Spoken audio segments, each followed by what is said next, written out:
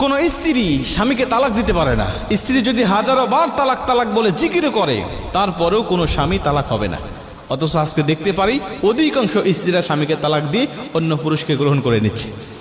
অধিকাংশ স্ত্রীরা আজকে স্বামীকে তালাক দিচ্ছে। যতটা পুরুষ স্ত্রীকে তালাক দেয় তার থেকে অনেক অনেক গুণ বেশি স্ত্রীরা স্বামীকে তালাক দেয়।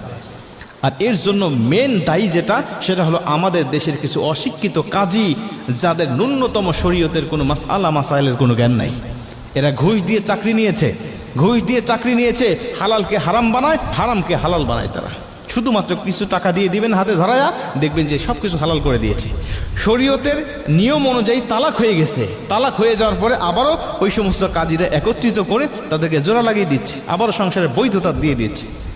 এভাবে আজকে হাজারো সন্তান অবৈধভাবে জন্ম হচ্ছে আমাদের সমাজে। একটা স্ত্রী যদি স্বামীকে তালাক দেয়, তালাক হবে না। আর এভাবে যখন কোনো স্ত্রী স্বামীকে তালাক দিয়ে অন্য পুরুষকে গ্রহণ করে নেয়, কারণ আজকে স্ত্রীরা তালাক দেয় শুধুমাত্র যেটা মেন কারণ, সেটা হলো অন্য পুরুষকে ভালো লাগার কারণে। আবার কিছু স্ত্রী আছে মায়ের কথায়, বোনের কথায়, ভাবিদের কথায় প্রলোভনে পড়ে তাদের ধোকায় বোকা হয়ে অধিকাংশ স্ত্রীরা স্বামীকে তালাক দিয়ে চলে যাচ্ছে। মা বাবার বাড়ির কথা শুনে অধিকাংশ স্ত্রীরা তালাক দিচ্ছে আজকে। প্রিয় ভাইরা আমার লক্ষ্য করেন, কোন স্ত্রী যদি স্বামীকে তালাক দিয়ে অন্য স্বামীকে গ্রহণ করে নেয়, আগের স্বামীর সাথে তো তালাক হয় নাই তার, কারণ স্ত্রী তালাক দিলে তালাক হয় না। তো তালাক যখন হয় নাই, তখন অন্য পুরুষকে সে গ্রহণ করলে সে বিয়েটা কখনো বৈধ হবে না। আর ওই পুরুষের সাথে সংসার করে যত সন্তান সে জন্ম দিবে, সব সন্তানগুলো হবে অবৈধ সন্তান। আর এই অবৈধ সন্তান আল্লাহ জানে আমাদের সমাজে কত বিরাজ করছে। এভাবে দেখবেন যে আবার কিছু বিয়ে আছে, দেখবেন যে স্বামী স্ত্রীর তালাক হয়ে গেছে, শরীয়ত সম্মতভাবে তালাক হয়ে গেছে।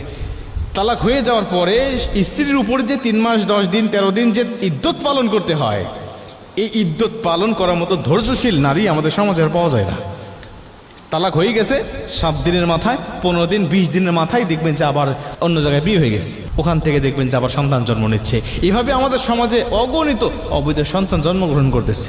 আর এদেরকে যখন আপনি কোরআনের কথা বলেন, এদেরকে যখন ইসলামের কথা বলেন, তাদের মাথায় আগুন ধরে যায়, ইসলামের কথা তাদের সহ্য হয় না।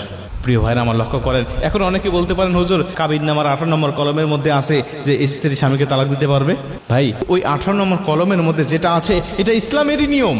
ওখানে আছে স্বামী যদি স্ত্রীকে ভরণ পোষণ না দিতে পারে, খরপোশ না দিতে পারে, তার সাথে বনিবনা না হয়, তাহলে স্ত্রী স্বামীর তালাককে গ্রহণ করতে পারবে। মানে স্বামী স্ত্রীকে আগে অনুমতি দিয়ে দিবে, দেখো আমি যদি তোমার হকগুলো আদায় না করি, খরপোশ না দিতে পারি, তোমাকে শারীরিক মানসিক কোনো চাহিদা যদি পূর্ণ না করতে পারি, তাহলে তুমি ইচ্ছা করলে তুমি আমার তালাক গ্রহণ করতে পারো। এই বৈধতা যদি স্বামী স্ত্রীকে দিয়ে রাখে, তাহলে স্ত্রী তখন বলবে যে দেখো তুমি যে আমাকে অনুমতি দিয়েছিলে, তুমি যে আমাকে গ্রহণ করার ক্ষমতা দিয়েছিলে, আমি এখন তোমার সেই তালাকটা আমি গ্রহণ